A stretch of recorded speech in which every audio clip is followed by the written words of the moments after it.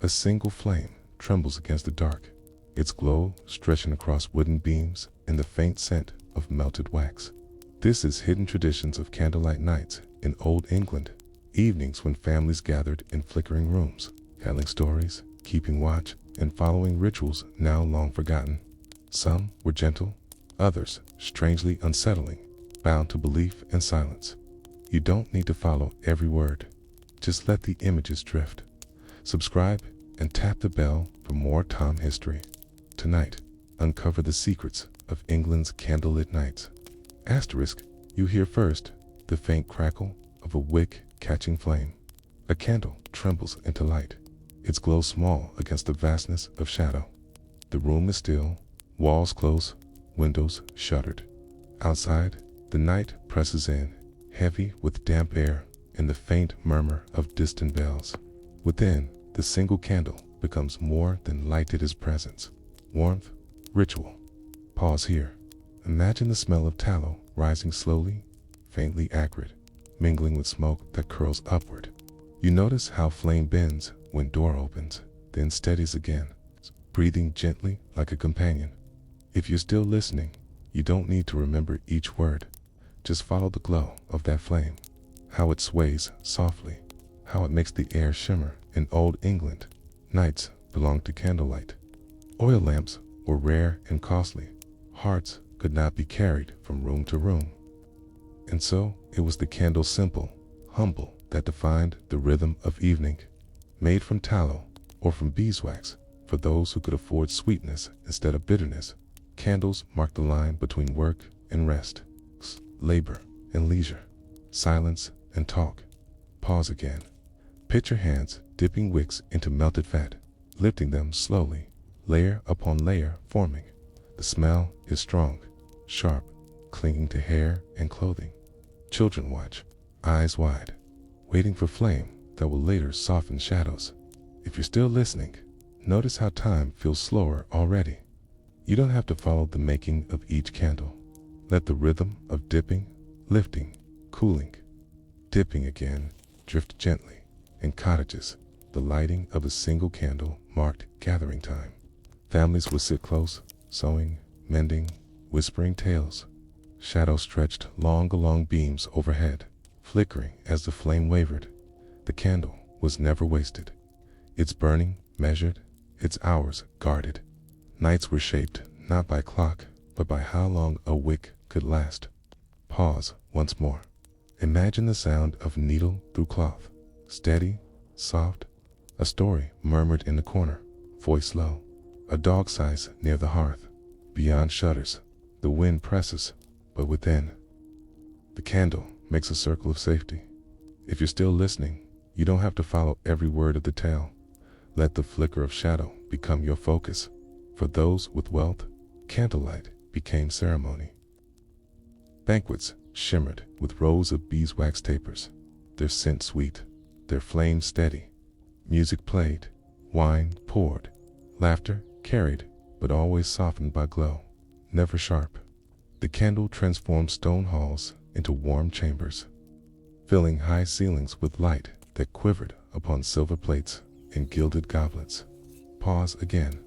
Picture hall lined with torches extinguished, replaced by candles and chandeliers above. Wax drips slow, glistening. Gentle smoke veils rafters. Laughter rises, but beneath it lies reverence for light itself. Fragile yet commanding. If you're still listening, you don't need to recall each detail of the feast. Just hold the glow above, floating steady.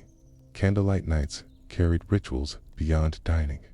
Lovers met by glow, words spoken softer than daylight would allow.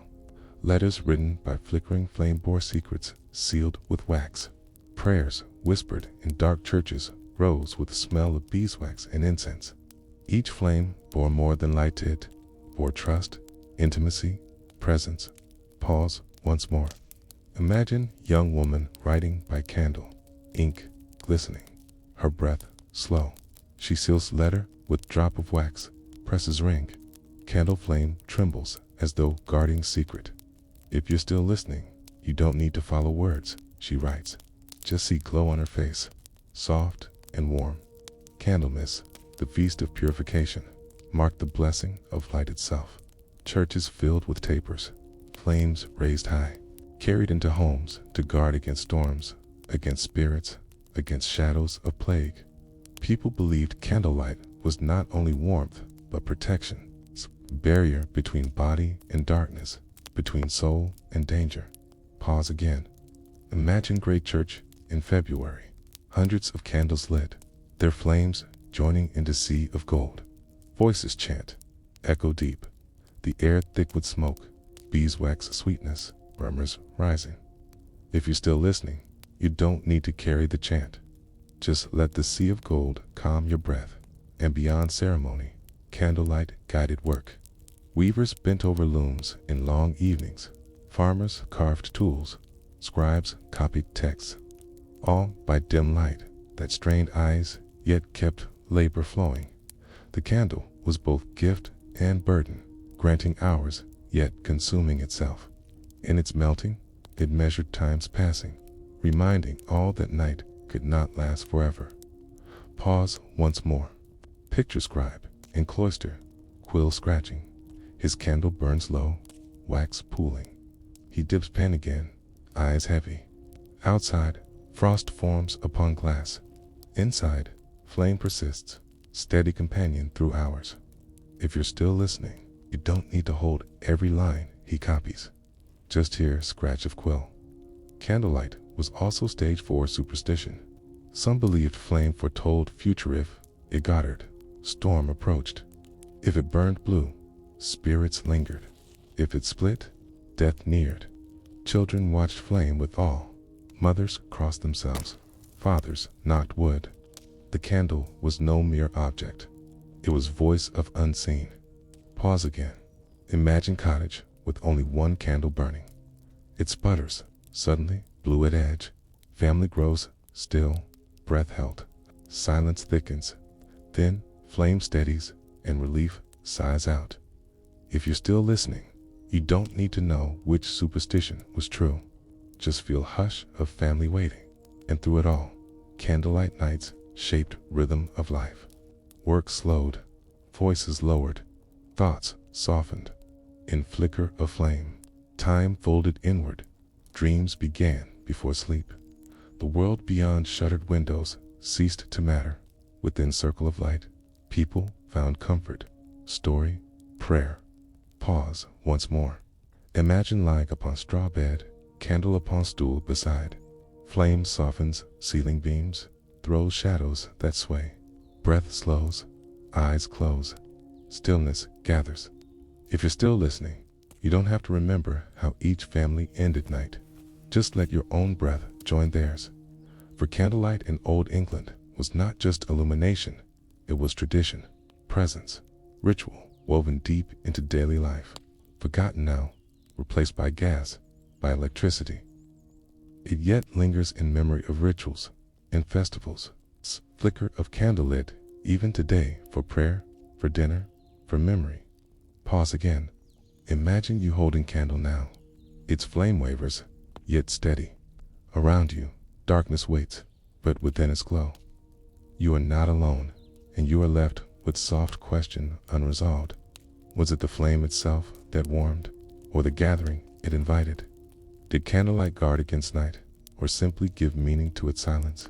Asterisk, you hear first, the hush of footsteps across creaking floorboards. A door closes, latch set, and darkness deepens. Then, with a faint rasp of flint, light blossoms again, a candle drawn into being. Its glow spreads slowly, brushing beams above. Walls close, and the familiar circle of warmth returns. Pause here. Imagine yourself among them, seated upon wooden stool, the smell of tallow lingering, the quiet crackle of wick steady. Outside, wind sighs through trees, yet within, all is softened by glow. If you're still listening, you don't need to remember each sound. Just notice how light bends shadows, how silence folds close again. Evenings in Old England were seldom solitary. Families, neighbors, travelers, all found themselves gathered by flame. The candle became anchor around which stories unfolded. By its glow, Tales of kings and saints, of tricksters and ghosts, flowed from lips of old to ears of young. Storytelling was not pastime alone, it was inheritance. Pause again. Picture elder with lined face, voice low, words rising and falling like wind itself. Children sit cross-legged upon floor, eyes gleaming in flicker. Each pause fills room with suspense. Each shadow upon the wall becomes shape of spirit or beast. If you're still listening, you don't have to follow every twist of tale. Just drift with cadence of voice. These gatherings were not only for stories. Work continued, hands busy though voices shared. Women spun wool, the spindle worried softly. Men carved handles, repaired tools, shaped wood by glow. Children mended clothes, their small fingers careful with needles. Labor by candle was not burden but rhythm, softened by presence of family and warmth of words. Asterisk, pause once more. Imagine thread slipping through fabric, soft hiss of fiber. Candlelight makes glint upon metal needle. Brief sparkle before shadow swallows it again.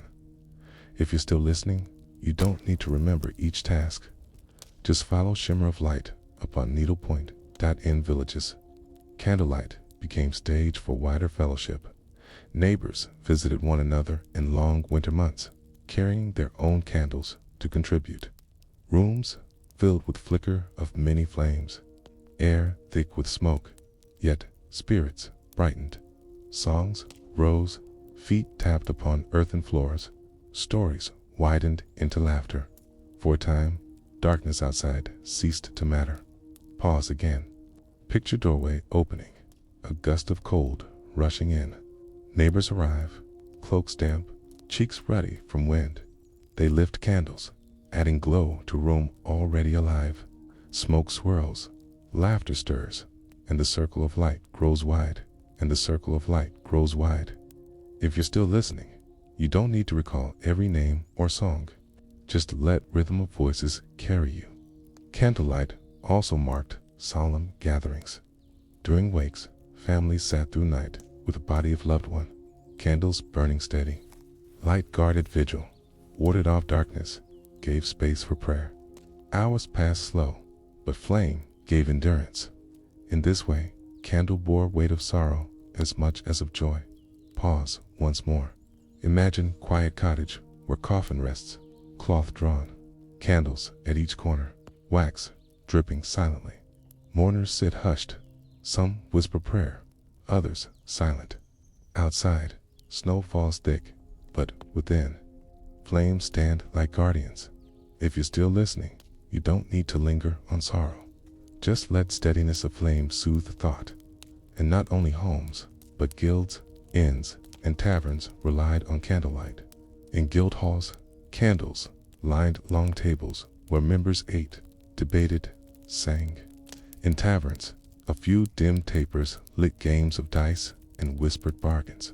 In every space, flame gave shape to fellowship, its flicker, the silent witness of laughter, of argument, of trust, pledged in shadows. Pause again. Picture tavern corner, dice rattling in wooden cup, ale sloshing. One candle leans low, almost out, while another is lit anew. Glow shifts, laughter rises, voices murmur. If you're still listening, you don't need to play dice yourself. Just feel comfort of glow above wooden table. Candlelight even guided lovers. Meetings stolen in barns or corners of fields were often marked by one small taper. Letters read by glow carried words too bold for daylight. Promises were whispered in shadows, sealed not by witness of crowd, but by trembling flame. For many, candle was not just light, but veil covering intimacy in gentle flicker. Pause once more. Imagine two figures leaning close, faces lit faintly. Candle trembles between them, scent of wax sharp. Their words too soft to catch, but you feel a hush of secrecy, quaint of promise. If you're still listening, you don't need to know what they vowed. Just hold image of flame hovering between them.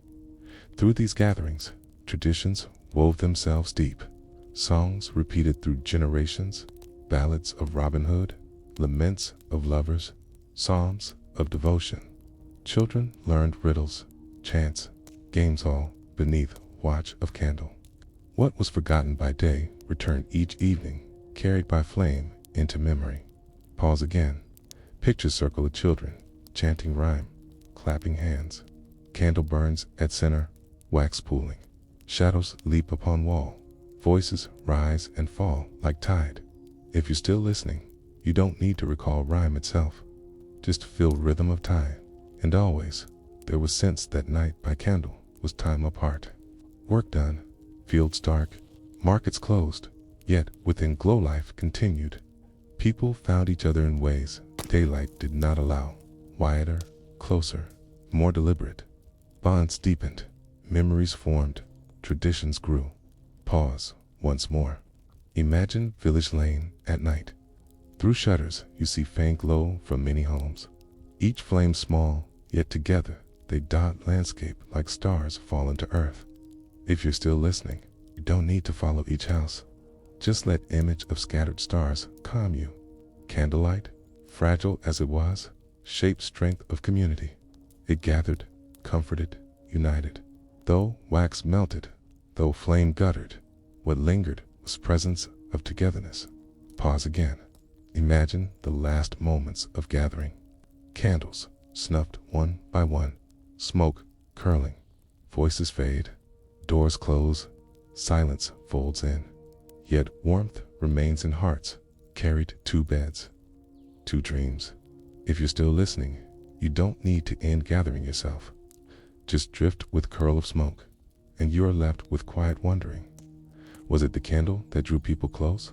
Or was it people who gave candle meaning? Did flame gather them? Or did they, by sitting together, make flame holy? Asterisk, you hear the rush of wind rattling shutters. Then the soft strike of flint. A flame blossoms, trembling against the draft, steadies, and grows. The room fills once more with the gentle pulse of candlelight. Outside, night is vast and cold. Inside, the small flame becomes the center of a world. Pause here. Imagine the wax beginning to soften, scent faint but sharp, shadows stretching long upon the walls. You feel how fragile light is, how precious it must have seemed to those who leaned close around it. If you're still listening, you don't need to recall each flicker. Just let the glow bend across thought. Candlelight was not only for evenings of labor or stories. It wove itself into festivals, into rites that stitched communities together. At Christmastide, homes lit multiple candles, sometimes placing them in windows to guide wanderers or symbolize hope against winter's longest nights. On All Hallows' Eve, tapers glowed beside prayers for souls. Their flames thought to ease spirits on their passage. Pause again. Picture narrow street in December. Windows flicker with faint flames. Snow gathering on sills. Each light tiny, yet together they push back the weight of darkness. A passerby pauses, breath misting, comforted by sight. If you're still listening, you don't have to hold the calendar of feasts. Just follow the image of windows glowing. Candlelit processions filled churches too. Entire congregations carried flames, walking slowly, chanting softly, each step measured by glow. The air thickened with smoke, the scent of beeswax mingling with breath and incense. To walk with a candle was to join a river of light, fragile yet steady, a shared act of devotion. Pause once more. Imagine yourself within such a procession. Your hand cups the flame, wax dripping against fingers. Voices rise and fall, echoing against stone walls. The glow ahead merges with the glow behind, till all become one stream of light moving forward. If you're still listening, you don't need to recall the hymn. Just feel how light moves like water in some customs. Candles marked the turning of the year. At Candlemas, as winter slowly yielded, people lit tapers believed to guard against storm and sickness. At midsummer, candles joined bonfires, blending small, intimate glow with great public flame. In every season, light became bridge between earth and heaven, body and spirit, cold and warmth. Pause again. Picture midsummer night, long twilight stretching. Bonfire roars, but beside it, a smaller circle of candles flickers on a wooden table. Children watch both the great blaze and the little lights, learning how each flame carried meaning. If still listening, you don't have to weigh symbols. Just drift with shimmer of both fires. Yet, candlelight was also staged for mystery. By its glow, charms were spoken, fortunes whispered. Some believed a candle placed before a mirror at midnight could reveal visions. Others thought a taper extinguished by sudden gust foretold a spirit's presence. Such beliefs gave evenings weight beyond ordinary. Darkness was not only absence of sunnet, was presence of unseen, and flame was both shield and messenger. Pause once more. Imagine quiet chamber where young woman leans before mirror. A single candle burns, flame steady. Her eyes search reflection, breath held. Outside, wind rises. Flame bends sharply, shadows leap, and she gasps. If you're still listening, you don't need to decide if vision is true. Just feel hush of moment. As centuries passed, however, candlelight traditions began to shift. Gas lamps crept into towns, first faint, then bold, replacing flicker with steadier glow. Streets once lit by scattered candles, and windows grew brighter, more uniform. Homes to welcome lamps that spared labor of dipping wicks and scraping tallow. Pause again. Picture cobbled London Street in early 19th century. A lamplighter moves with pole, touching each lamp into brightness. The road fills with a new kind of glow, steady, pale, and confident. In windows nearby, candles still burn, their flames trembling as though reluctant to yield. If you're still listening, you don't have to follow the march of invention. Just see contrast of pale lamps and trembling tapers. The change was not swift, nor complete. In cottages, candles lingered, their making a family craft, their glow cherished for intimacy gas could not provide. Even as modern light spread, festivals and rituals held onto flame. Candlemas still marked its moment. Churches still filled with wax and glow. Lovers still lit a single taper to guard their words. Pause once more. Imagine church in 1850. The street outside glows with gas lamps. Side, hundreds of candles still burn, filling Nav with golden warmth. People bow heads, not before new invention, but before enduring flame. If you're still listening, you don't need to settle contrast. Just let warmth of golden light surround you. And then electricity came, swift, brilliant, banishing shadow with confidence. Where candles had once measured hours, switches now flooded rooms with brightness. Work stretched later, nights reshaped, darkness denied. Yet, even amid progress, candles refused to vanish. They remained in rituals, in memory, in intimate corners of life where modern light felt too harsh. Pause again. Picture a Victorian parlor, chandelier glowing with electric bulbs. On mantle, however, 2 candles burn still, their flames faint beside brilliance, yet commanding in their own way. A child watches them, more drawn to flicker than the steady bulbs above. If you're still listening, you don't have to trace wires or circuits. Just notice how it lingers on flame. Candlelight survived because it carried not only illumination, but meaning. It marked beginnings, births, christenings with gentle glow. It marked endings, vigils, prayers, farewells with steady flame.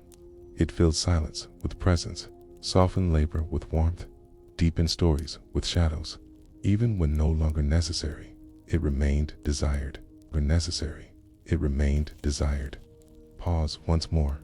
Imagine quiet dinner in 20th century cottage.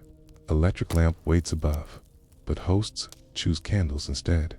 Wax drips, flame sways, conversation slows, voices soften, old rhythm returns, if only for an evening. If you're still listening, you don't have to recall each century. Just feel how tradition persists. And perhaps that is why candlelight still lingers.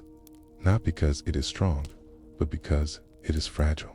Its very weakness, its tendency to fade, invites care, presence, attention. To sit by candle is to accept limits, to enter slower rhythm, to hear silence, to see shadow. Pause again. Imagine yourself now, sitting by a single taper. Outside, night heavy. Inside, glow steady.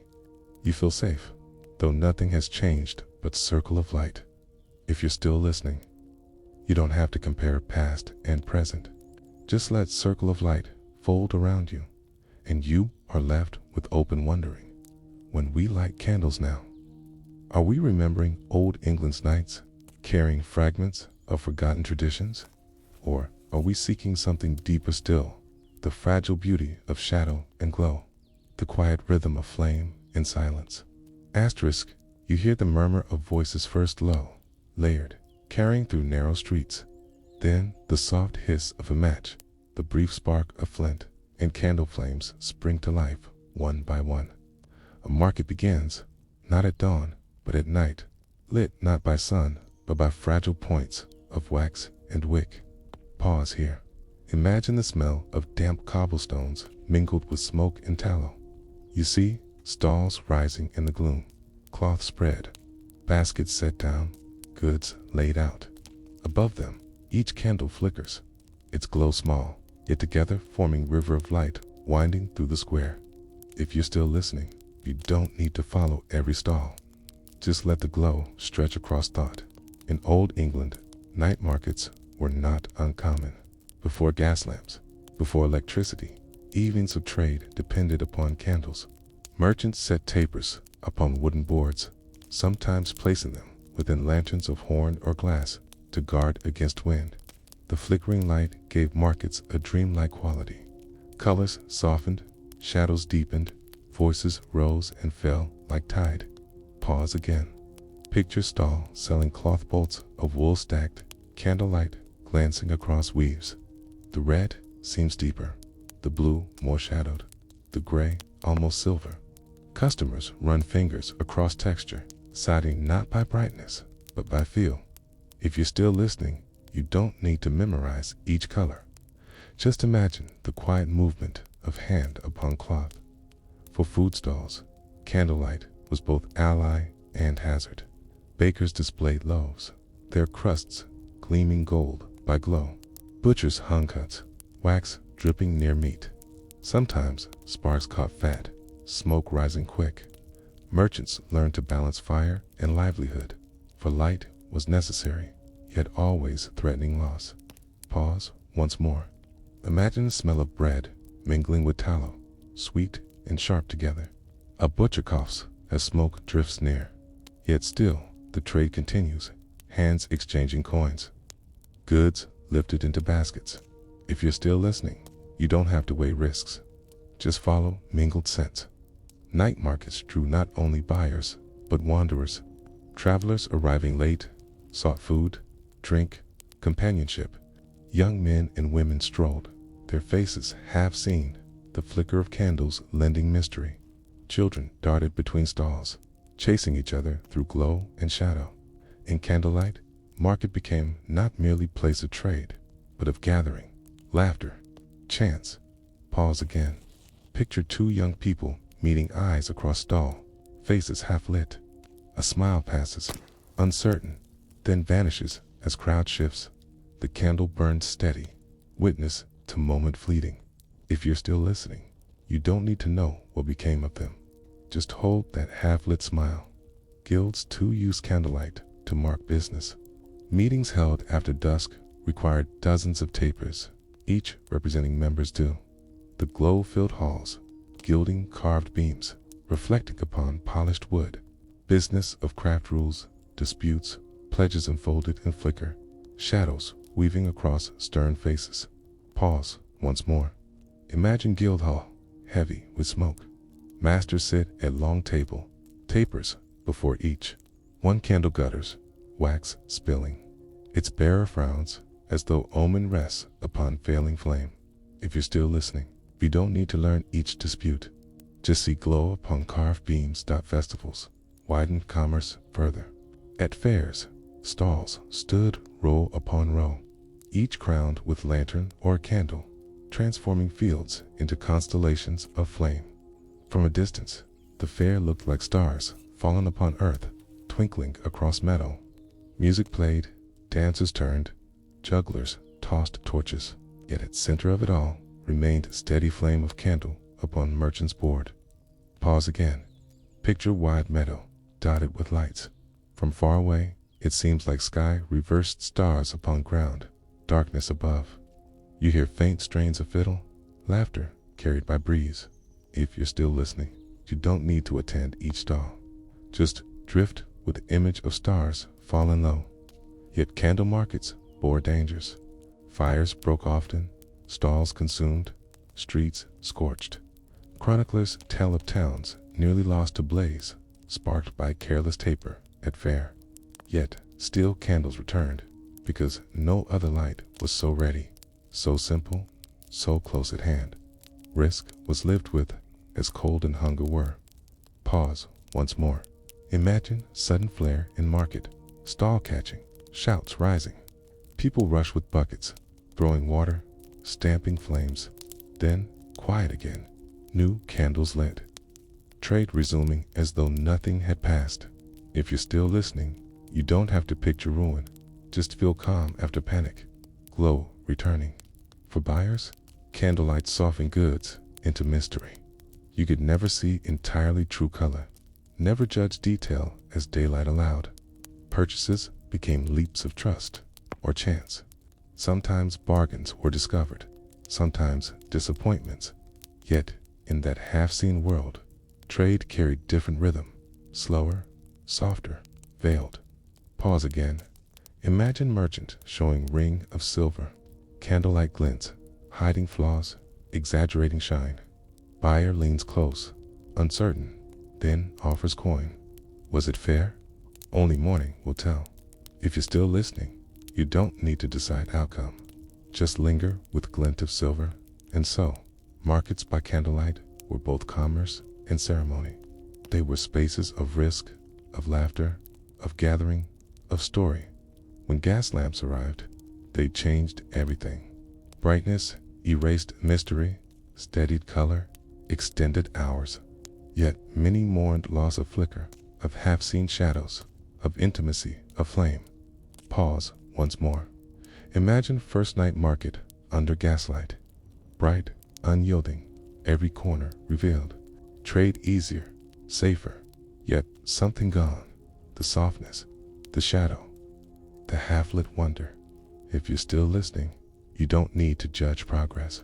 Just sense difference and glow. And you are left with gentle wondering. Was candlelight only tool for trade? Or was it part of exchange, itself binding buyer and seller in intimacy of flicker, softening edges, deepening mystery? Did market end when goods exchanged? Or did it live longer, in glow that lingered even as stalls closed? Flame snuffed, smoke drifting into night. Smoke drifting into night. You hear the door close behind you with a muted thud, shutting out the chatter of the market. Inside, the hall feels heavier, stiller. The air holds the faint smell of wax and wood smoke, layered over centuries of gatherings. You notice how shadows stretch long across the stone floor, while above, beams disappear into darkened height. Along a great table, rows of candles already burned, their light steady, golden, unwavering. If you're still listening, notice how time seems slower here. You don't need to hold on to each details. Drift with the flicker of flame upon polished wood. In old England, guilds often met by candlelight. They were not merely associations of trade, but brotherhoods of craft and ritual. Bakers, weavers, butchers, masons all gathered in evenings to discuss rules, solve disputes, and bind themselves by oaths. Candles lined their tables, not only to illuminate parchment and ink, but to symbolize each member's place, each flame a soul, each wick a duty. Pause for a moment. Imagine the sound, quills scratching softly, a cough breaking silence, wax dripping onto pewter holders. The hall is hushed, except for faint shifting of benches and the murmur of voices low. If you're still listening, you don't need to follow each quarrel. Just feel the weight of gathering, the gravity of flame. These rituals were old, some traced to medieval roots, where guilds served as protectors of trade, almost like families bound by rules stricter than kin. Each new apprentice, when admitted, placed a candle upon the table. The flame was lit by another's hand, symbolizing the passing of craft, the continuity of skill. A master would speak, words recorded in parchment, but it was the glow that sealed belonging. Pause again. Imagine a young apprentice, face nervous, hands trembling as he strikes flint. At last, the wick catches, and the hall seemed to brighten, his presence acknowledged in light. If you're still listening, you don't need to remember his name. Just hold that trembling hand. Oaths were spoken in flicker, promises not only to labor well, but to honor fairness, to protect secrets of craft, to care for widows and orphans of the guild.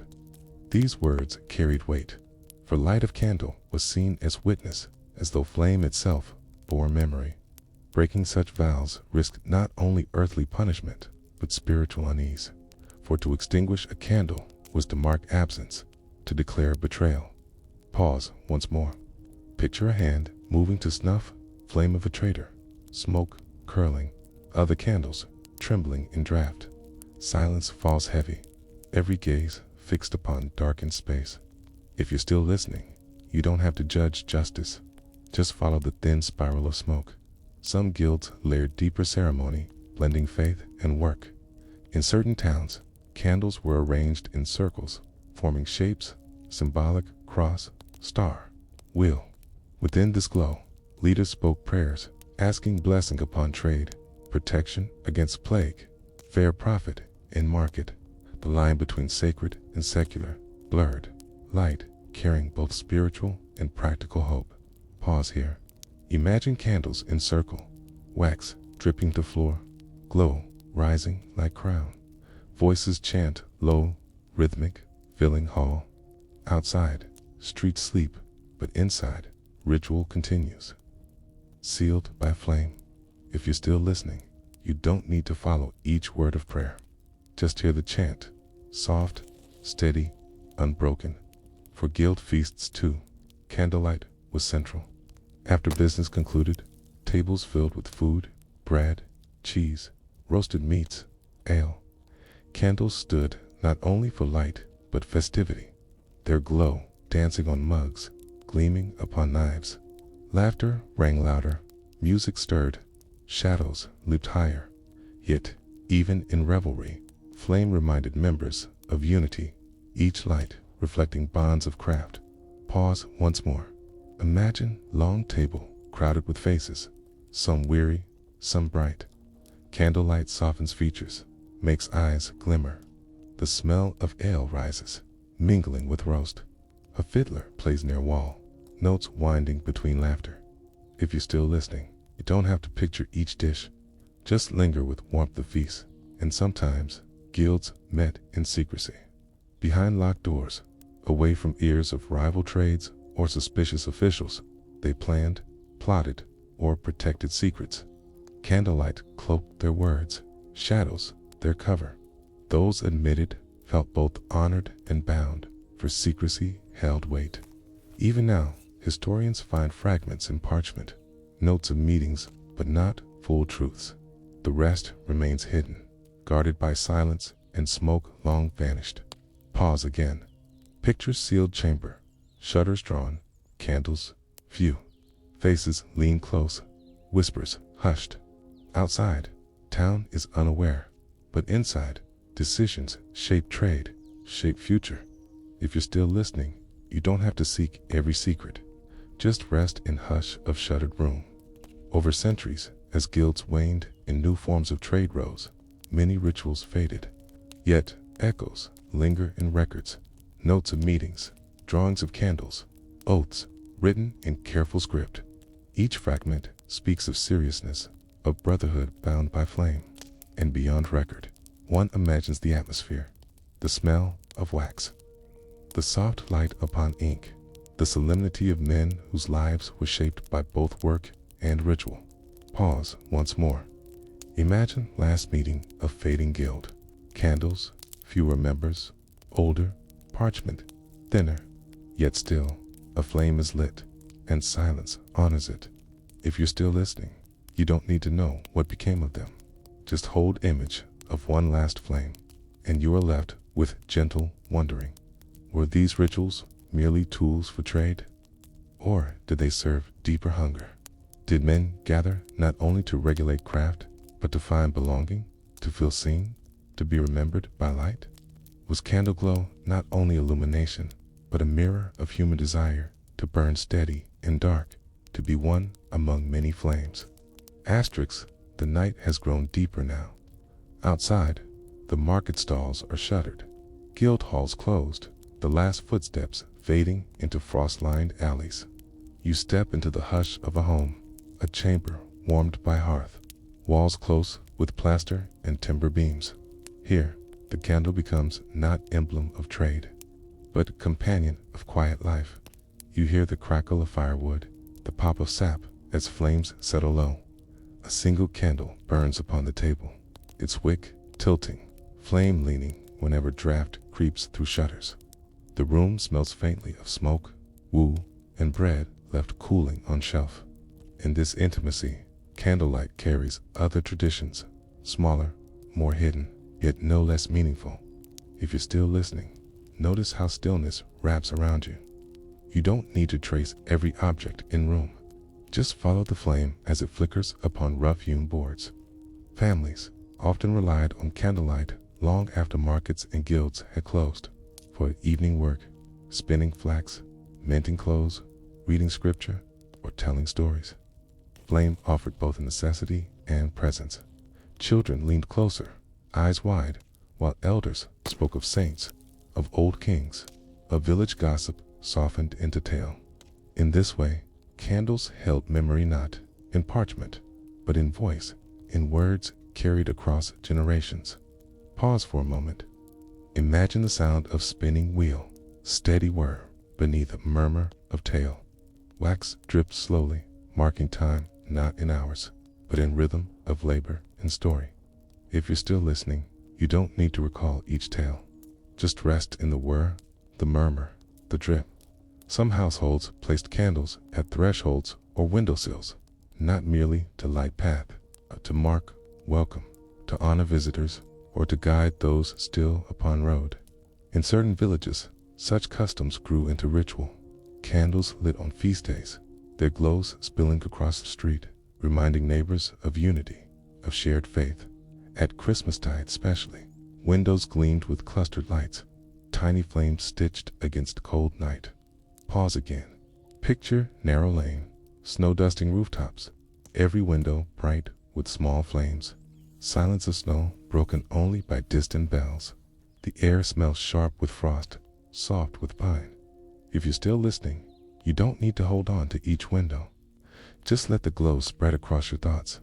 Candlelight shaped domestic rhythm in subtler ways too. When night grew late, one candle might be carried from room to room, flame cupped in palm to shield against draught. It lit stair, chamber, bedside. Its light guided prayer, whispered in solitude, words spilling soft into stillness. Some believed flame could guard against dreams, dark or restless, as though candle were a barrier between sleeping soul and shadows that pressed near. Pause once more. Imagine a hand-shielding flame, steps slow upon creaking stair, floorboards groaning. The glow moves with you, halo against dark walls, until at last it rests by bed. A small guardian. If you're still listening, you don't need to follow every step. Just drift with the glow upstairs in rural England. Hearth and candle often mingled. Families gathered close to fire, while single candles stood upon shelf or beam. Its light softer than blaze, yet somehow more intimate. Fire warmed, but candle soothed. Fire roared, but candle whispered. Both together formed a circle of life against night outside wolves once feared. Thieves once whispered of, spirits once imagined. Pause again. Hear the hearth crackle, the flame murmur, the night press close beyond shutter. Smell smoke rising through chimney, drifting to sky. If you're still listening, you don't need to believe in wolves or spirits. just rest in the circle of light, and in wealthier homes. Chambers glowed with clusters of candles, their abundance signaling prosperity. Banquets stretched into night, hall filled with laughter, while servants trimmed wicks to keep flames strong. Yet even here, among silver holders and wax costly, candles still carried same symbolism: light in darkness, presence in silence, fleeting yet steady. Those who dined beneath chandeliers of flame must have felt both dazzled and hushed, reminded that night was vast, that outside streets lay in shadow. Streets lay in shadow. Pause here. Imagine glittering hall, dozens of candles burning, scent of beeswax rich, shadows layered upon high ceiling. Music swells, goblets shine. Yet beyond heavy doors, city rests in quiet. If you're still listening, you don't need to attend banquet. Just linger with gleam of beeswax. Sometimes, too, candlelight became part of hidden devotions.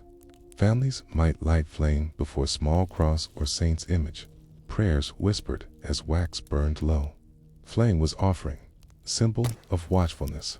In plague years especially, candles multiplied burns for protection, for healing, for souls departed.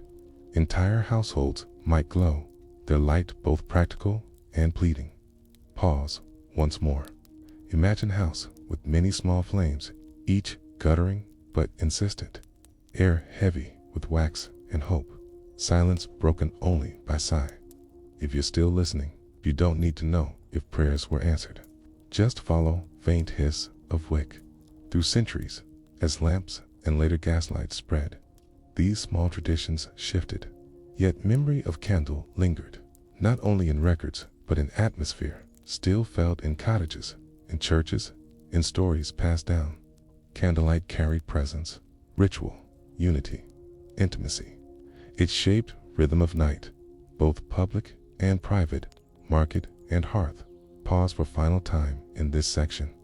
Imagine extinguishing flame at last, smoke curling upward, room falling dark except for ember glow of hearth. Silence grows deep, wrapping you in its folds. If you're still listening, you don't need to hold all these images. It's enough to drift with smoke as it thins into air, and you are left with gentle wondering. Did people light candles only to see or to be seen by one another, by memory, by silence itself? Were these nights of glow not simply moments of necessity, but fragments of longing, of human desire to create warmth, connection, meaning, in a world that was often cold and uncertain? Asterisk, the night is heavy. You hear the muffled hush of bells carried by a damp wind, their tones softened by fog rolling low through churchyard stones. A single door creaks open, its hinges groaning as if reluctant to break the silence. Inside, you step into air thick with wax and incense, the mingling scents clinging to your breath. Dozens of candles burn along rough wooden benches, their flames bending gently, as if bowing toward the still figure laid in the center of the room. You notice how quiet it is, though the chamber is filled with people. Shoes scuff softly upon flagstones, whispers slip like threads through the air. And somewhere, a candle sputters as its wick drowns in its own molten pool. You feel the weight of stillness pressing around you. If you're still listening, remember, you don't need to hold every detail. Just drift with the light, the wax, the hush. In medieval and early modern England, death was not faced in darkness. It was met with the company of candlelight. When a person passed, neighbors and kin gathered, not only to pray, but to keep watch, for the body was never left unattended. This custom, known as the death vigil or wake, turned night into a passage, hours of waiting, guarded by flame. Candles burned at the head, at the feet, sometimes circling the body entirely, as if the departed were cradled in a ring of light. Pause for a moment. Imagine the smell of beeswax warming, the shadows stretching across walls, the pale wax softening into pools. The room flickers gently, and you sense time itself slowing, each second measured by the tilt of a flame. Some believed these candles did more than illuminate. They protected. Light was seen as barrier, holding back wandering spirits that might slip into houses at night. To leave the body in darkness was to risk disturbance from forces unseen, to risk that the soul might falter in its journey. And so, the flame endured, never left a gutter. If one candle failed, another was quickly lit, as though human hands could weave a boundary against shadow. If you're still listening, you don't need to believe in these fears. Just imagine the soft vigilance of neighbors, hands shielding flames, eyes watching the night. The vigil was more than protection. It was presence. Families sat long into the night, telling stories of the one who had passed, counting deeds, laughter, kindness, or sins confessed. The dead, though silent, were given voice through memory, and candles bore witness to these words. Each flicker felt like acknowledgement, each wavering shadow like nod of agreement. The flame was not only light, it was listener. Pause again. Hear the murmur of voices, their rhythm soft, sometimes breaking into silence. Picture the glow resting upon folded hands, upon weary faces, upon the still features of the departed. You don't need to follow each story spoken. It is enough to rest in the sound of words fading into wax and smoke. Candles in these vigils also carried deep symbolism. The taper, upright and diminishing, was mirror of human life, brief, fragile, yet capable of warmth. To watch a candle burn beside the dead was to watch life itself, written in flame, steady, then faltering, then gone, leaving only faint curl of smoke. Many saw in this image not despair, but a reminder of continuity. For just as one candle could be extinguished, another could be lit. The flame passed onward, and so, in funerals, mourners often carried candles in procession, their flames gathering into rivers of light, moving slowly through lanes. Children watched from windows, their faces pale against glass, while bells tolled. The sight was both solemn and strangely beautiful, a whole community illuminated, shadows weaving beneath stone arches and timber beams. Pause again. Imagine that moving river, dozens of small flames swaying in night wind, their glow mirrored on wet cobblestones. You hear the uneven sound of footsteps, the quiet sobs, the low chant of prayer. If you're still listening, you don't need to join the procession. Just let the glow drift past you as if time itself were walking by. Inside churches, candles burned in even greater number. Great clusters were placed upon altars, each flame dedicated to souls' safe passage. The light was thought to ease the journey through purgatory, to shine into places of uncertainty. Sometimes, candles were lit not only on day of burial, but for weeks after, their slow diminishment marking the slow release of grief. Families might return to relight them, adding their prayers to the quiet persistence of flame. If you're still listening, you don't have to remember these rituals. Just rest in the glow that lingers long after words are spoken. There were also moments of unease. Wax was costly, and to keep vigil with many candles was burden upon poorer families. Sometimes neighbors contributed, each bringing small taper as though community itself were weaving a shroud of light. At other times, resentment brewed, whispers of families too stingy, of vigils too dim, of souls left poorly guided. Yet, even in scarcity, one candle was always present. One flame, however small, was thought enough to pierce the dark. Pause for a moment. Picture a single flame trembling in large, empty room. Shadows loom vast, but the flame endures, stubborn against the silence. You don't need to measure its strength. Just follow its persistence, gentle, unyielding. Over centuries, the role of candlelight in mourning shifted. With the rise of Reformation, certain customs faded, yet many lingered. Even when official doctrine denied purgatory, people still felt the comfort of flame, the way it filled silence, the way it honored presence. In country villages, well into later centuries, wakes by candle remained part of communal life, a rhythm of farewell bound by tradition. And even today, when electricity glows at switch of hand, candles are lit in memory, at gravesides, in cathedrals, in homes. Each flame is whisper of old vigil, echo of long nights when families watched and waited, guarded by wax and wick. Pause again. Imagine cathedral nave, vast above you, hundreds of small candles flickering before an altar. Air is thick with warmth and silence. You move closer, yet do not speak. If you're still listening, you don't have to remember which age or which place. Just rest in the endless glow. And so you're left with a gentle wondering. Were these flames for the dead or for the living who remained? Did they protect or simply comfort? Were they barriers against shadows or invitations for memory to linger a little longer? Asterisk, the night air is cold, heavy with mist. You hear the muffled sweep of waves against stone embankments, the tide rolling in with patient rhythm. Along the shoreline, the wind carries a smell of salt and seaweed, mingled faintly with smoke. As you walk closer, you notice the horizon dotted, not with stars alone, but with countless tiny flames. On beaches, on hillsides, within clustered villages, candles burn in windows and along pathways. It is as if the coastline itself has been set alight, glowing softly against the dark sea. You pause. You breathe the mingled scent of brine and melted wax. The air is hushed, yet alive with flicker. If you're still listening, you don't have to follow every flame. Just notice how each one folds into the next, how the glow spreads like breath across water. In times of plague, the role of candlelight deepened. Across England, when sickness came like a tide, households were marked not only by silence, but by glow. Families set candles in windows to honor their dead or to keep vigil for the sick inside.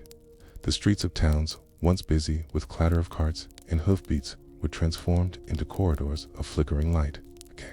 Each window, a quiet lantern of suffering.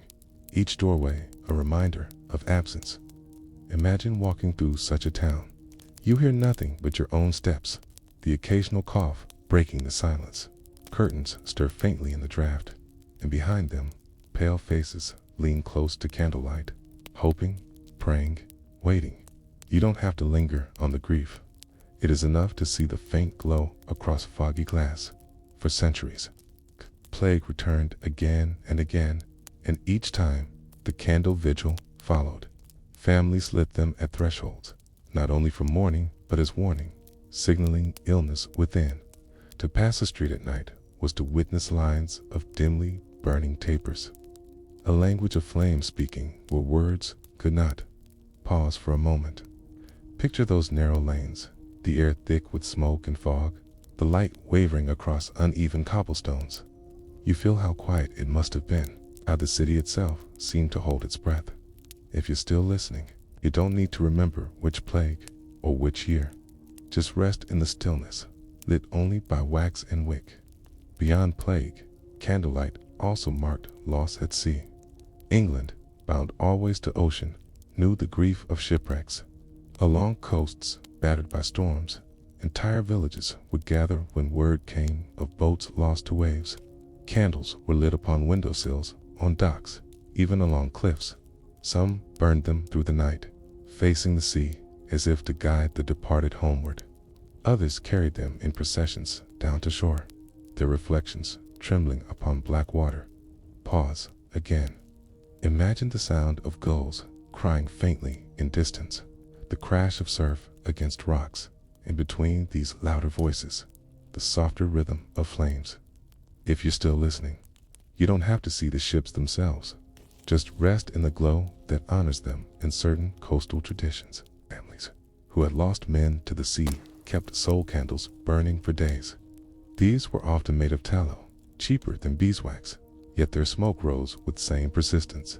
Children were told never to let them extinguish suddenly, for to snuff a vigil candle was to disturb the souls it guarded. Women tended the flames carefully, shielding them from draught with cupped hands. Their faces lit gold in the dark cottages. Inside such homes, you would notice the warmth of smoke clinging to rafters, the the steady drip of wax into bowls, the soft hum of prayer. Outside, the sea roared. Inside, the candle whispered.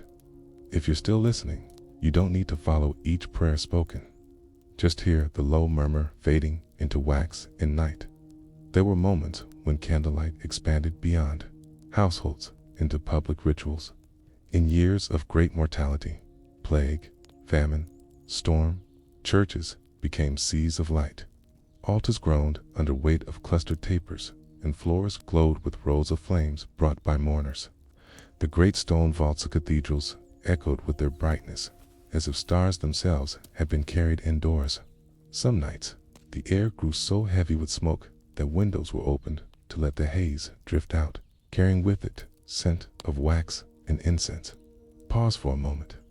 Imagine standing in such a nave, your eyes dazzled by hundreds of trembling lights. The silence is vast, filled only with breath, with faint crackle of burning wicks. You don't need to count them. Just let the glow stretch endless before you. These rituals were not always solemn. In some towns, wakes and vigils carried both mourning and fellowship. Neighbors gathered, bringing food and ale, sitting through the night in company of candles. They spoke of the departed, but also of crops, of weather, of daily burdens. Light not only guarded the dead, it knit the living. Children dozed in corners, their faces flickering gold. Old stories were told, laughter sometimes rising above sobs. The candle, in these moments, became symbol of community, a fragile flame shared among many. If you're still listening, notice how even sorrow was softened by glow, how grief was cradled by fellowship. And so, across plague years and shipwrecks, across fields and shores, candlelight shaped the rhythm of loss. Always, it stood between shadow and memory, between silence and voice.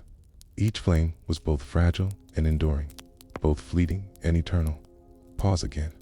Feel the weight of night pressing close, the silence folding in, the flame holding its ground. If you're still listening, remember, you don't need to keep each detail.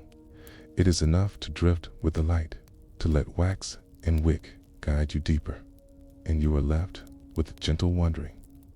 When the last flame guttered, did the memory remain? Did the night reclaim what the light had guarded?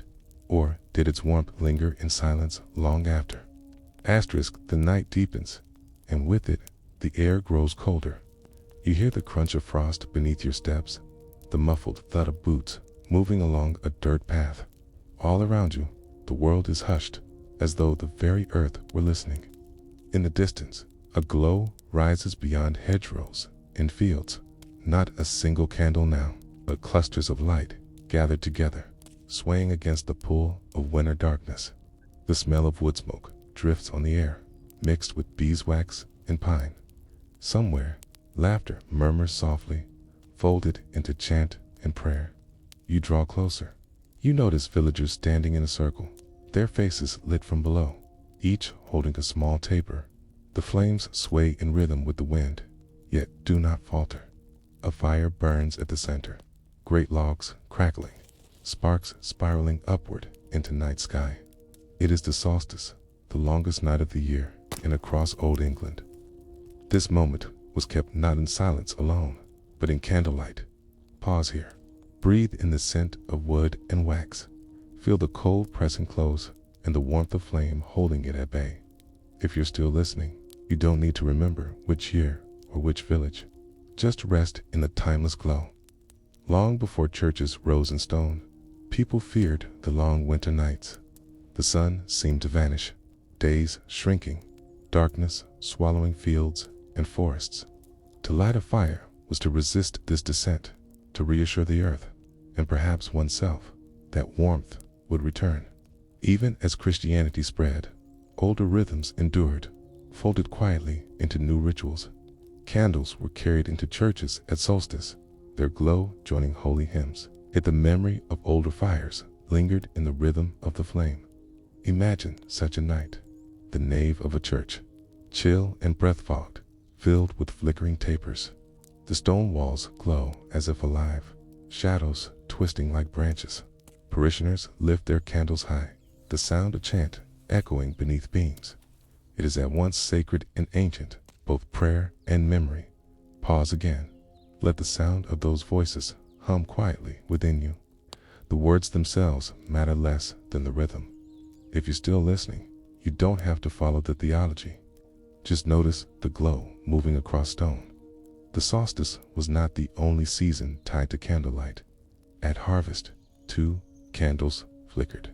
When fields were gathered in, families sometimes placed small flames upon tables or hearths, thanking both earth and heaven for provision.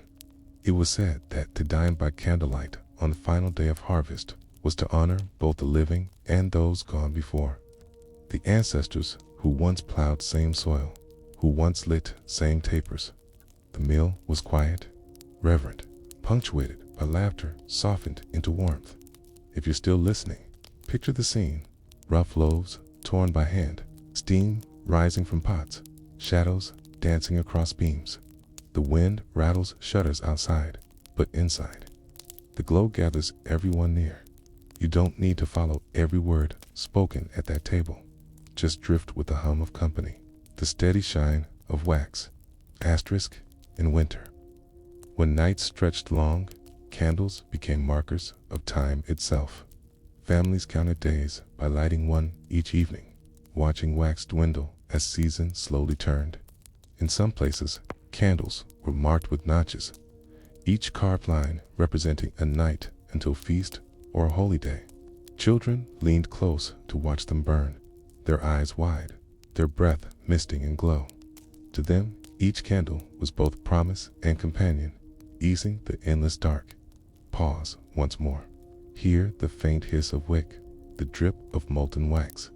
Smell the faint sweetness of honey lingering in air. If you're still listening, you don't have to remember how many nights were marked. Just rest in the slow rhythm of flame. Candles also merged with customs of protection during long nights. Windows were left glowing, not only for light, but to keep away wandering spirits believed restless in dark seasons.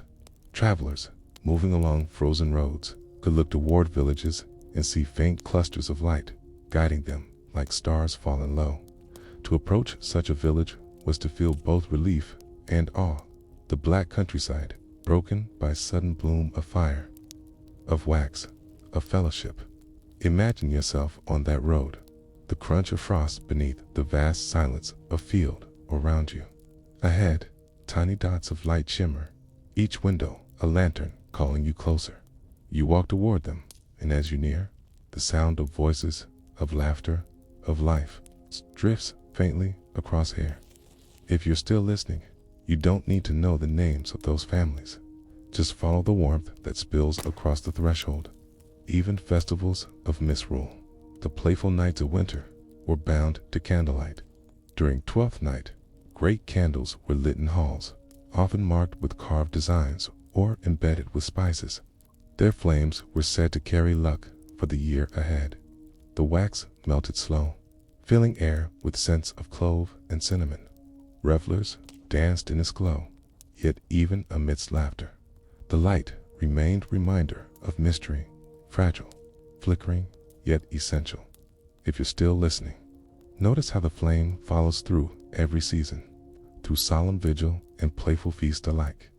Always present, always weaving memory into night, always weaving memory into night.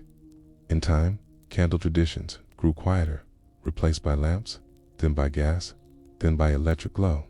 Yet even as modern light softened darkness, people returned again and again to candles for moments of reverence. At solstice, at harvest, at death, at feast, they still gather in circles, still lift small flames against vast shadow. The memory of old England lingers in each taper, each wick touched by spark. Pause here. Imagine holding one yourself, its glow resting upon your fingers, its warmth soft against your palm. You hear nothing but the flame's quiet breath. If you're still listening, remember, you don't have to carry the whole history. It is enough to carry the flame for a moment, before passing it on. And so, you are left with quiet wondering, was it the candle that guarded against night? Or was it the people gathered around it, weaving warmth into silence? Did the flame hold them, or did they hold the flame? Asterisk. The night is utterly still. You hear the faint creak of timber beams above, the slow drip of water somewhere in the dark, and then the scratch of a flint. A spark flares, brief and sharp, then fades. A second strike follows, catching at last. A wick takes the flame, and suddenly the silence is painted in soft amber. Shadows leap outward, long and uncertain, before settling into folds across stone. You feel the air shift. It is no longer only darkness, but a chamber, alive with presence. If you're still listening, you don't have to hold to the details. Just follow the way the silence opens under candlelight in old England. Long before lamps and lanterns filled streets, night belonged to secrets. By day, life was public, ruled by bell towers, by markets, by church processions. But when sun fell and candles were lit, another rhythm began. Midnight prayers, clandestine meetings, quiet readings, forbidden by authority, all took shape beneath the hush of flame. The candle was not only light, it was shield, guardian, and accomplice. Pause here. Imagine the glow resting upon a circle of faces, eyes flickering with reflection, lips moving in half whispers. Outside, the village sleeps. Inside, the night is alive with secrecy. Some gatherings were holy. Monks and nuns rose at strange hours, matins, lauds, vigils, summoning themselves from slumber to kneel before small flames. Picture the cloister, cold stones beneath bare feet, breath clouding and chill. Candles lined the choir stalls, their glow bending across pages of vellum. The chants rise slowly, voices echoing into the dark vaults, filling emptiness with measured sound. Each note drifts upward, dissolving into shadow. If you're still listening, you don't need to follow the prayers. Just hear the steady hum, the flicker of wax melting drop by drop. Beyond monasteries, candles also guarded private devotion. In cottages, small tapers burned before images or crosses, their glow guiding whispered prayers for safety through night. Some feared the hours after midnight, leaving them doorways through which restless spirits passed. To pray by candle, then, was not mere ritual, but protection, a way to hold light against what lurked unseen. Pause again. Feel the tremor of such fear, the creak of rafters in wind, the long silence between sighs. The way shadows seem to move when you look away. You don't need to believe in such spirits. It is enough to sense how fragile comfort was and how the flame gave it form. Yet, not all secrets by candle were pious. In certain centuries, especially when reform swept harsh across England, the candle also sheltered forbidden rites. Families who clung to outlawed faith gathered at night, shutters drawn, candles lit low. The wax glowed across bread, across cup, across faces bowed in hushed defiance. Each flame became both danger and devotion, a beacon that, if discovered, might bring ruin, yet without which the gathering could not exist. Imagine the intensity of that silence. Each cough stifled, each creak of floor a threat. Yet the candles held steady, their light carrying courage across fear. If you're still listening, you don't have to follow which doctrine or which law. Just rest in the sense of secrecy woven into wax. Even outside faith, people turn to candlelight for clandestine needs. Scholars bent over forbidden books, copying words by flame, careful to keep shadows from betraying them. Alchemists and healers measured powders and herbs by candle, their faces sharpened in glow, their secrets guarded by night. Lovers, too, found cover beneath flickering light, letters read in secret, promises whispered, meetings held where only candle and silence were witness. Pause for a moment. Imagine a room lit only by one taper, the rest in shadow. You hear a quill scratching, the faint hiss of burning wick, a heartbeat quick with secrecy. If you're still listening, you don't need to recall each scene. Just drift with the sense of hiddenness. The candle itself carried double meaning. To authorities, it could be evidence of forbidden gathering. Yet, to common folk, it was ordinary necessity. This duality gave cover. In every cottage, in every hall, candles burned, and so those who met by flame were hidden in plain sight. The ordinary became cloak for the extraordinary. And in this way, night grew thick with unseen histories, with moments that left no record but lived in the hush of wax and shadow. Pause again. Let yourself sense the weight of all those unknown hours folded into centuries. You don't have to imagine them all. Just hold the feeling that night was never empty. Step behind every shuttered window. Some small flame kept a secret. If you're still listening, notice how time slows here. The air grows dense. The silence folds in. You don't have to hold every word. Just let the rhythm carry you further. And you are left with gentle wondering. How many prayers, how many secrets, how many promises were carried only by flame, then vanished into smoke? Did the candle remember, even when the world forgot? Asterisk, the air is heavy tonight. You hear boots striking damp cobblestones, the hollow ring of iron-shod heels echoing between narrow timber-bird houses. The wind carries the smell of smoke, mingled with wet earth and ale spilled in tavern gutters. Ahead, a cluster of torches sways through the fog, their light bending against walls, painting faces with sudden flares of gold, then letting them fall back into shadow. You pause at a doorway. You feel the cold bricks pressing against your back as you watch the procession. If you're still listening, you don't have to follow each detail of what is happening. Just drift with the rhythm of torchlight against stone, the uneven shuffle of feet.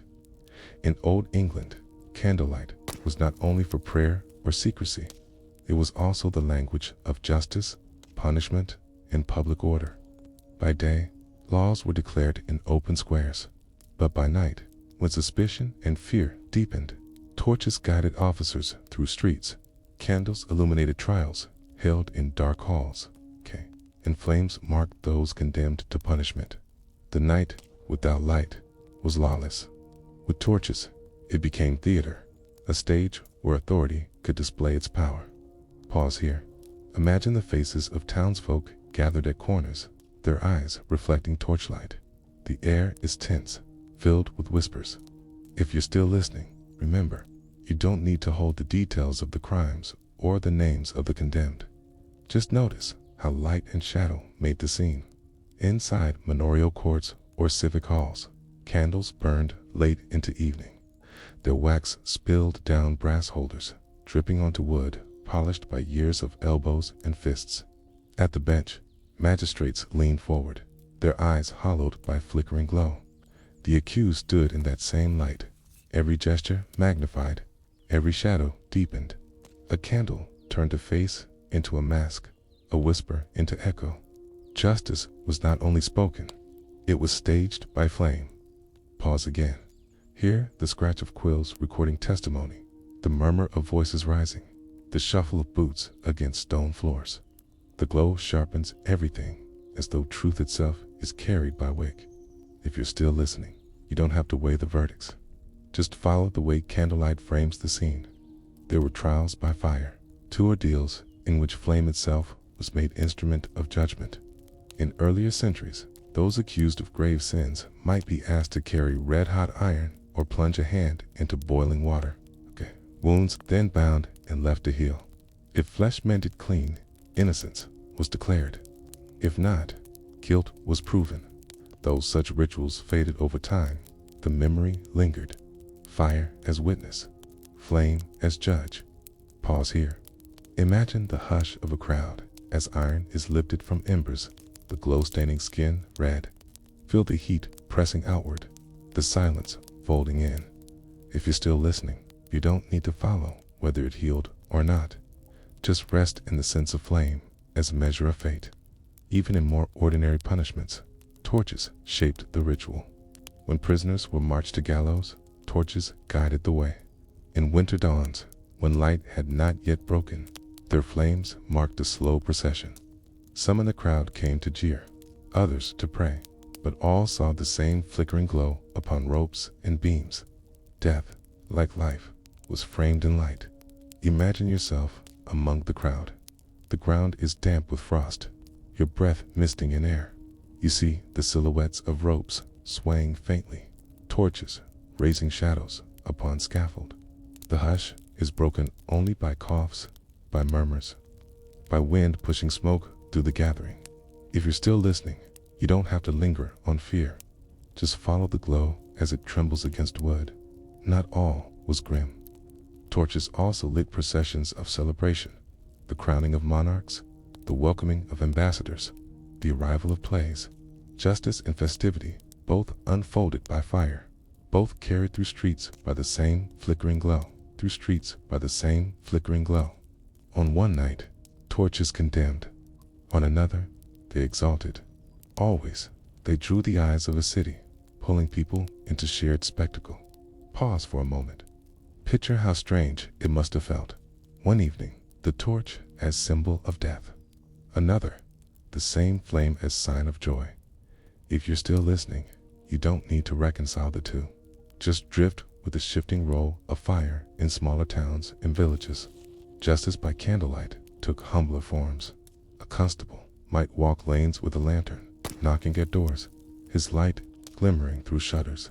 Accused thieves might be examined in barns, a single taper lighting their faces. Neighbors gathered, voices rising in accusation or defense. The candle bore silent witness, its smoke curling into rafters, its glow settling upon eyes both guilty and innocent. Pause here. Imagine the warmth of that one small flame, surrounded by darkness pressing close. You hear the murmur of neighbors, the sigh of wind against timber. If you're still listening, you don't have to judge the guilt. Just follow the hush between words, the glow that rests upon silence. Over centuries, law grew more formal. Candles remained central. In London's great halls, in cathedral courts, in tiny parish vestries, justice unfolded under wax and wick. Even as oil lamps arrived, even as gas lights spread, candles lingered in the rituals of judgment. They gave solemnity, weight, gravity. They turned each decision into something larger, something bound to light and shadow. Pause once more. Picture a final scene, a courtroom vast with vaulted ceilings, dozens of candles burning in iron chandeliers. The accused stands below, his shadow stretching long upon flagstones. Voices rise, verdicts spoken. The candles burn steadily, indifferent, yet essential. If you're still listening, remember, you don't need to hold the outcome. Just let the glow frame the silence. And so you are left with quiet wondering. Was justice clearer in that flickering light? Or did the shadows shape it too? Did candles reveal truth, or did they hide it in folds of darkness? Asterisk, the chamber is still. You hear nothing but the faint hiss of a burning wick and the slow drip of melted wax into a shallow bowl. The flame bends once, twice, as if stirred by an invisible breath, though no wind stirs here. Its light trembles across walls, painting the plaster with shapes that seem to move when you look away. Somewhere in the corner, a woman leans forward, her eyes fixed upon the candle, her lips whispering questions only the flame might answer. If you're still listening, you don't need to know her words. Just notice the way the light wavers, the silence deepening around it. In old England, candles were not only tools of prayer or justice, they were also mirrors of mystery, their flames thought to carry messages from beyond. People watched them for signs, for omens, for clues about love, death, and destiny. To sit by candlelight was not only to see, but to be seen by forces hidden by fate itself. Pause here. Imagine yourself alone in such a room, the candle before you trembling, each flicker charged with meaning. The air feels thick, as though holding secrets. If you're still listening, you don't need to believe the omens. Just let the thought of them drift past. As soft as smoke, one of the most enduring beliefs was that a guttering candle foretold death. If the flame bent suddenly, if it sputtered without draft, it was said to mark the approach of a soul's departure. In cottages across the countryside, families watched their candles closely, A flame that split in two or burned with tall, wavering point might mean a death in the household. A sudden extinguishing without reason was feared most of all, as if unseen hand had snuffed life itself. Pause for a moment. Picture the fear in such silence. A room filled with faces lit gold, their eyes darting toward the candle, each breath held, waiting to see if it would steady again. If you're still listening, you don't have to decide if the omen was true. Just sense the weight of belief, the hush that followed every tremor. Not all omens were grim. In matters of love, candles also spoke. Young women seeking to know their future husband might place a candle before a mirror at midnight, staring into reflection until an image appeared. Sometimes they saw nothing but their own shadow. Other times, they claimed to glimpse the faint outline of a man standing just behind them, waiting.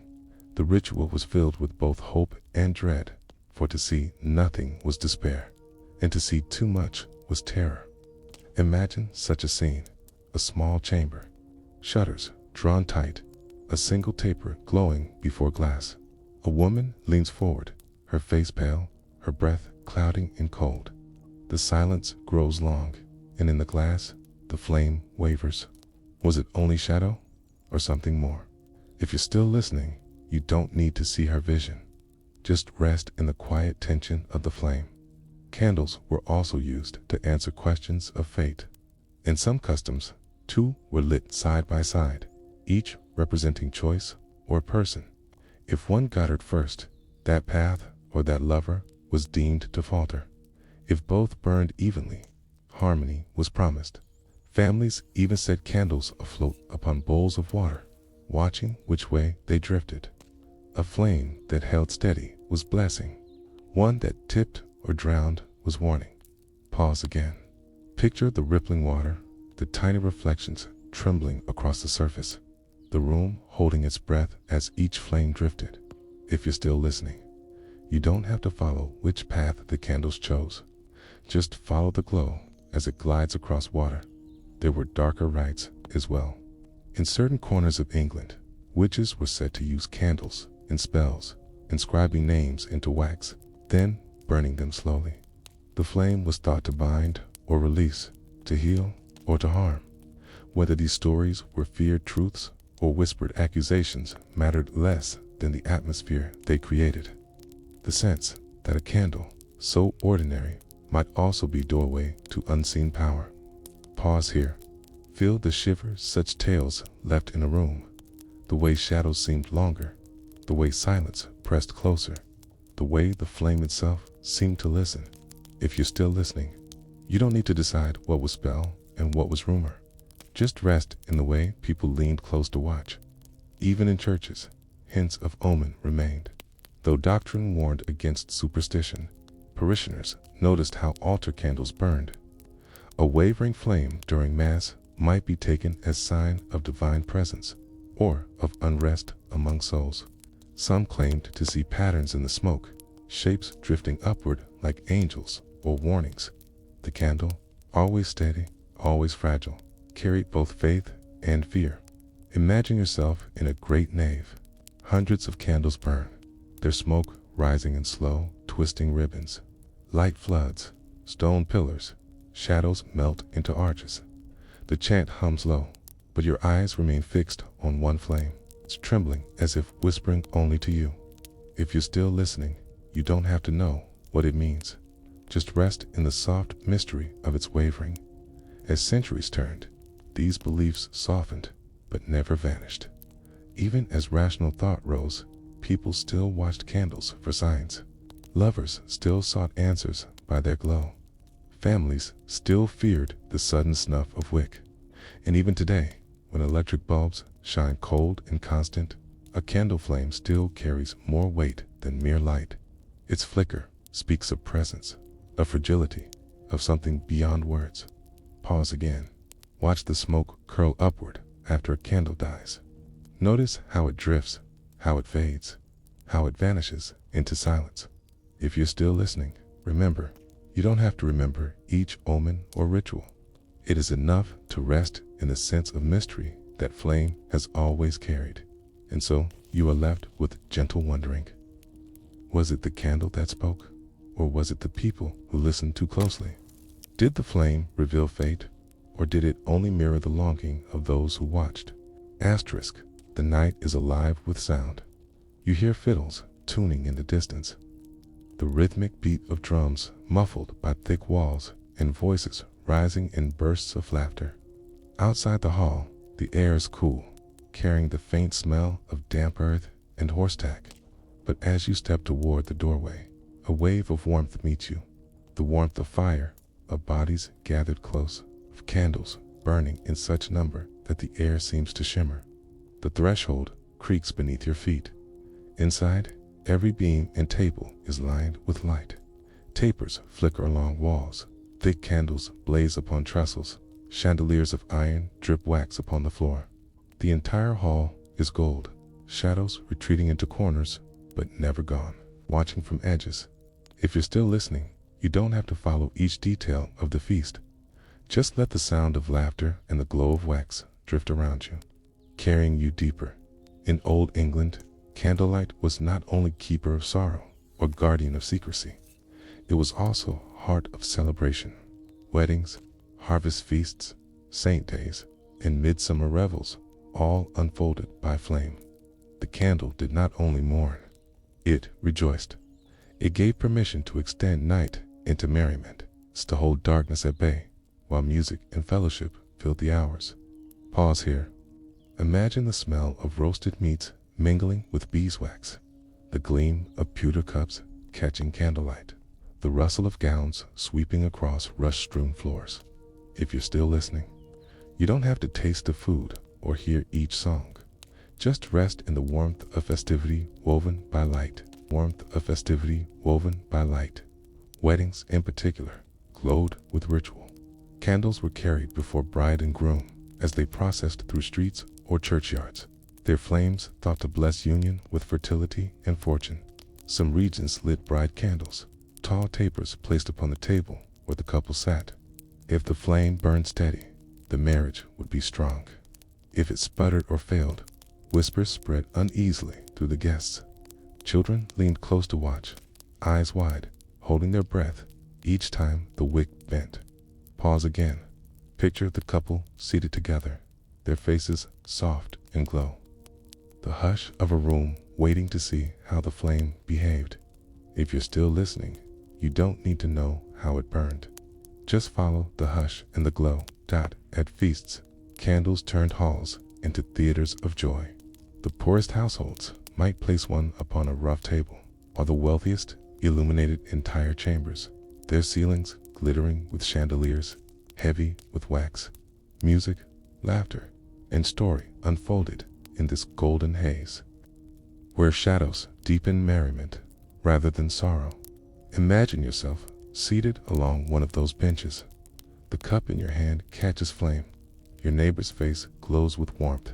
The smell of spice and smoke drifts thick. At the far end, musicians sway as they play, their instruments gleaming in candlelight. If you're still listening, you don't have to follow the music. Just rest in the way sound and light fold together, carrying time more slowly. Candlelight also marked markets and fairs. On feast days, stalls opened even at dusk, their wares gleaming in glow. Traders displayed bolts of cloth, jars of honey, ribbons, trinkets, all catching the eye more vividly against shadow. Children tugged at parents' sleeves, fascinated by shimmer of flame upon bright goods. Storytellers gathered circles, their faces lit from below by lanterns, voices rising in rhythm with gestures. The crowd leaned close, not only to hear, but to feel the atmosphere, a theater of commerce, of wonder, of shared night. Pause once more.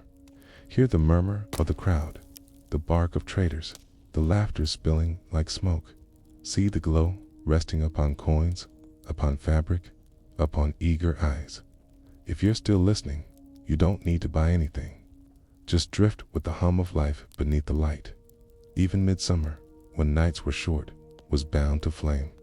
Bonfires blazed on hills, but candles joined them in homes, their smaller glow echoing great fires outside. Families placed them upon windowsills. Children carried them in small lanterns. Circles were danced around their glow. For a moment, the darkness of years turning seemed suspended, replaced by flame, by laughter, by music. Imagine the mingling of scents, smoke from fields, flowers crushed underfoot. The night is alive and yet softened by golden flicker. If you're still listening, remember, you don't have to keep each custom. It is enough to follow the rhythm of light as it moves through seasons. At times, candles even carried games. Some were floated upon water, their movement watched with delight. Others were carved with shapes, melting into strange forms as night wore on. Children leaned close to see faces or animals appear in wax, their imaginations caught in dance of flame. The hall filled with shouts of surprise, then laughter, then song. Pause again. Picture their faces lit with wonder. The candle holding not only light, but play. If you're still listening, you don't have to follow each game.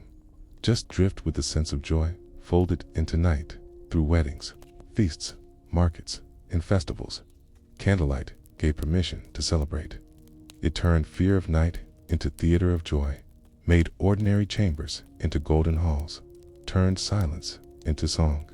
And though shadows always lingered, they became part of the dance, not threats, but partners in the glow. Pause here. Feel the balance. Darkness pressing close, flame holding it back just enough for laughter to bloom. If you're still listening, you don't have to recall which feast or which year. Just rest in the endless warmth. And so, you are left with the soft wondering.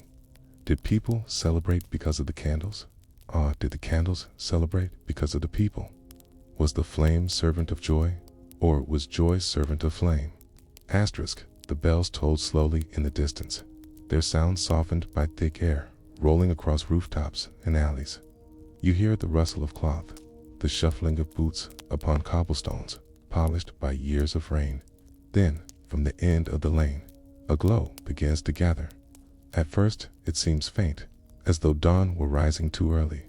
But as you wait, you see it swell into brilliance. Hundreds of torches, thousands of candles, their flames carried by hand, by lantern, by great iron chandeliers lifted high upon poles. The city has become a river of fire. You pause. You breathe in the mingled scent of beeswax, of pine resin, of smoke rolling low across the streets. You notice how the light bends across carved stone, how shadows twist along faces, how the night itself seems to tremble with presence. If you're still listening, you don't have to hold the details of who is crowned or which year it is. Just rest in the golden tide moving through the dark dot in Old England. Coronations and royal ceremonies unfolded, not only in daylight splendor, but also in the majesty of night lit by flame. When kings or queens were crowned, the procession often wound through London streets long after sunset. Windowsills were crowded with candles, their flames bending in the draft of open shutters. Balconies dripped with light, balconies heavy with lanterns, while below, the crowd swayed in the glow of torches. Pause here. Hear the low roar of voices rising as the royal train passes. The flicker of light reflected in eyes filled with awe. If you're still listening, you don't need to follow the names.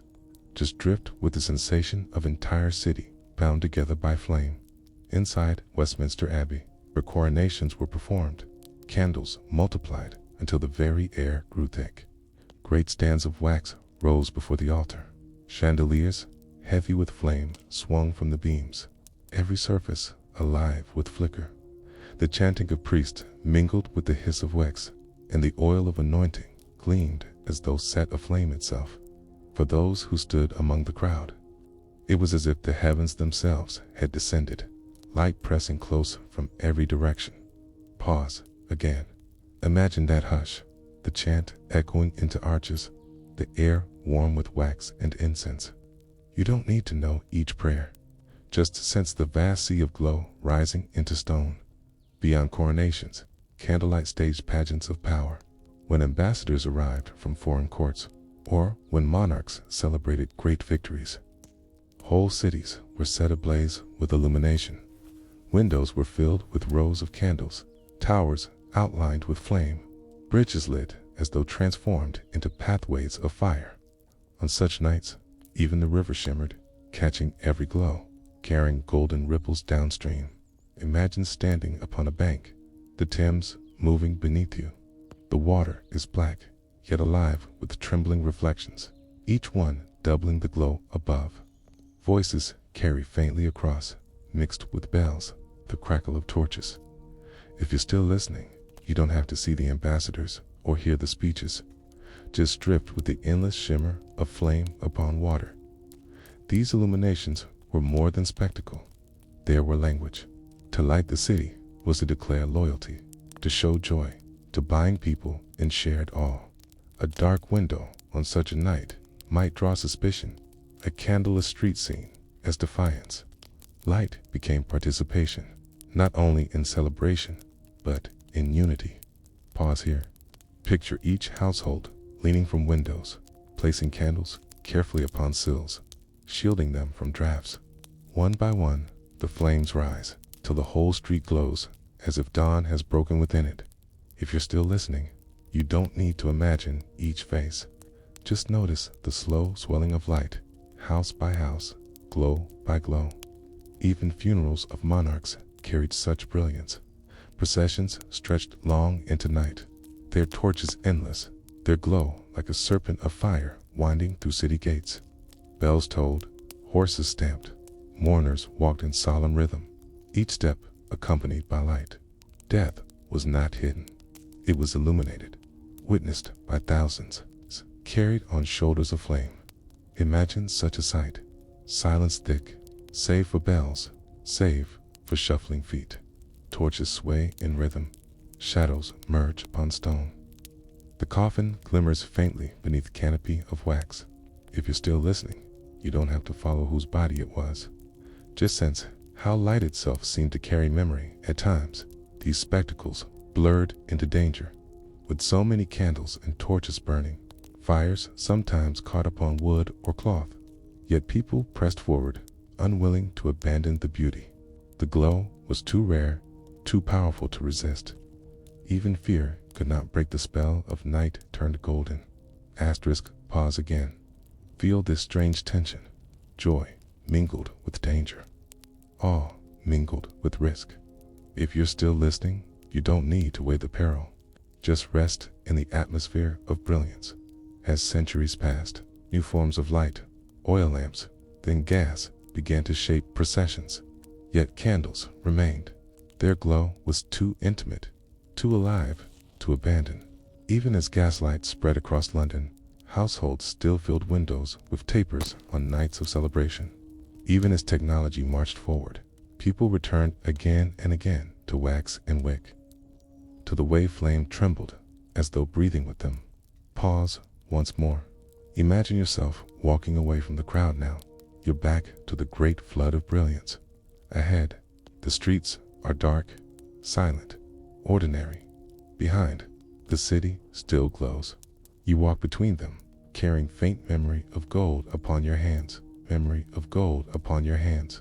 If you're still listening, remember, you don't need to hold on to the grandeur. It is enough to rest in the glow that lingers behind your eyes. And so you are left with quiet wondering. Was it the king or queen who made the night magnificent? Or was it the candles themselves, burning stubbornly, whispering of power that belonged not only to rulers, but to flame? Asterisk, the night is quieter now. The torches have dimmed. The crowds have returned to their homes. And yet, the memory of flame lingers. You feel it in the silence that hangs over the streets, in the faint smell of smoke that clings to stone, in the dark windows that seem to hold the after-image of gold. You don't have to follow every detail. It's enough just to feel the hush that comes after fire, the calm that always follows splendor. By the 19th century, slow change began to ripple through the old towns of England, where once every street had relied upon wax and tallow. New lamps began to appear, first burning oil, then, more daringly, gas. Along the Thames, the iron posts rose one after another, each carrying a glass globe. Their light was steady, more practical, more enduring. But to those who had grown up with candles, it seemed colder, less alive. Pause here. Imagine standing beneath one of those lamps as it flickers to life. You hear the faint hiss of gas. You notice the pale halo spreading in a circle, pushing back the shadows more firmly than wax ever could. Yet in that firmness, something fragile is lost. If you're still listening, you don't have to judge which light was better. Just drift with the thought that every glow carries its own soul. In homes, candles remained, even as gas hissed in the streets. Families continued to light wicks at supper, at prayer, at gatherings. There was comfort in the ritual. The feel of the taper catching, the tiny flare of match or flint, the warm circle of light that seemed to belong to you alone. No gas jet could offer that intimacy. No public lamp could replicate the way flame trembled with your breath. Pause again. Imagine sitting at a wooden table, a single candle burning. The flame bends slightly toward you as though listening. Shadows stretch across the boards, flickering with every draft. You don't need to remember what meal lies before you. Just rest in the closeness of light and dark, so delicately balanced. And still, the grand spectacles continued. Illuminations for coronations, jubilees, and victories remained soaked in candlelight, though often mingled now with gas. At Queen Victoria's celebrations, whole buildings glowed with combinations of flame and jet. The two worlds overlapping for a time, streets filled with both golden flicker and pale circles of gaslight. The contrast reminding people of what was passing and what was arriving. If you're still listening, you don't have to hold the dates. Just sense the gentle shifting, one age of flame folding into another of wires and pipes. By the dawn of electricity, the change was complete. The flick of a switch could bring instant brilliance, stronger than any torch, brighter than any wax. Yet even then, households resisted letting go. Candles returned at Christmas, at weddings, at funerals, at moments where the steady glow of bulbs could not touch the heart. Flame was no longer necessity. It had become memory, ritual, symbol. Pause here. Picture a church in winter. Electric lamps hum faintly overhead, but upon the altar, candles still burn. Their small light gathers attention, draws silence, anchors the gaze. In a world filled with new power, the old flame endures. If you're still listening, remember, you don't have to decide why. It is enough to feel that certain lights belong not to progress, but to people. The traditions of candlelight nights in Old England have faded, yet they survive in fragments. You see them in the window candles of Christmas, glowing quietly against the frost. You see them in the vigil lights of remembrance, in the tapers carried at Easter, in the small flame of a birthday candle before it is blown away. Each is a whisper of the nights when entire cities were illuminated, not by wires, but by the trembling of 1,000 hands placing flame to wick. Pause again. Imagine those hands, countless across centuries. Each one struck flint, trimmed wick, steadied flame. Each one contributed to the great river of light that once flowed through streets, over bridges, across rivers. If you're still listening, you don't need to remember each detail of those nights. Just drift with the thought that light itself carries memory. Memory of celebration, of mourning, of unity, of awe. And so, when you next see a candle, you may hear echoes of those old traditions. Coronations glowing in Westminster, funerals winding through torchlit streets, families crowding windowsills with flame. The candle is small, yet it holds centuries within its wax. Centuries that still flicker, faint but unbroken. Pause once more. The flame bends. The shadows deepen. The silence folds in around you, and you may wonder softly as the glow drifts across your vision. Was it the people who gave the candles meaning? Or was it the candles that gave meaning to the people? Meaning to the people.